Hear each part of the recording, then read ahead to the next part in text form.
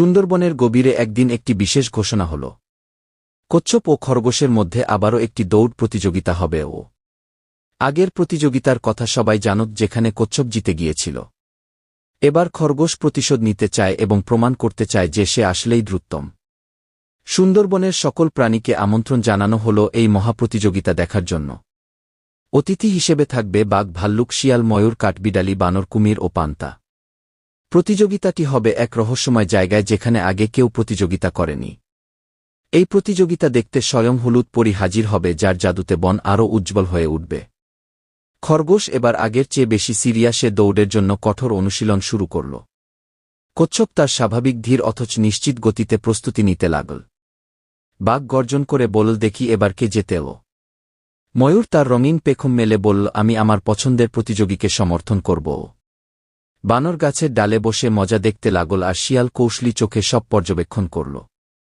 হলুদ পরী এল সুন্দর সোনালি আলো ছড়িয়ে আর বলল, এবার নিয়ম একটু আলাদা হবে। প্রতিযোগিতার পথ এবার ছিল উঁচু নিচু পাহাড়, নদী আর ঘন জঙ্গলের ভেতর দিয়ে।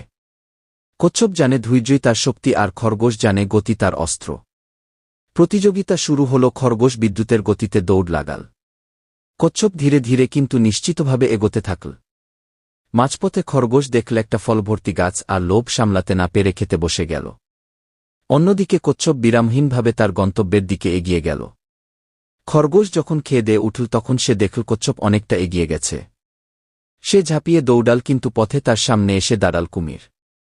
কুমির বলল, আমি যদি পাশ কাটতে দিই, তবে আমার জন্য কিছু খাবার আনতে হবে। খরগোশ বিরক্ত হল, আর সেই সুযোগে কচ্ছপ লক্ষ্যের কাছাকাছি পৌঁছে গেল। শেষ মুহূর্তে খরগোশ দৌড়ে চেষ্টা করল, কিন্তু কচ্ছপ ধৈর্যের জোরে আবারও জিতে গেল। বাঘ গর্জন করে বলল, সত্যিকারের জয়ী হল ধৈর্য। হলুদ পরী হাসল আর বলল, এই প্রতিযোগিতা প্রমাণ করল যে ধৈর্যই সবসময় জয় এনে দেয়। বানর হাততালি দিল, কাঠবিড়ালি লাফিয়ে উঠল, আর ময়ূর তার নাচ শুরু করল। খরগোশ এবার বুঝল, শুধুমাত্র গতি নয়, বরং ধৈর্য ও কৌশলও দরকার জেতার জন্য। সুন্দরবনের সবাই আনন্দ কর, আর হলুদ পরীর আলো পুরো বন জ্বলজ্বল করতে লাগল।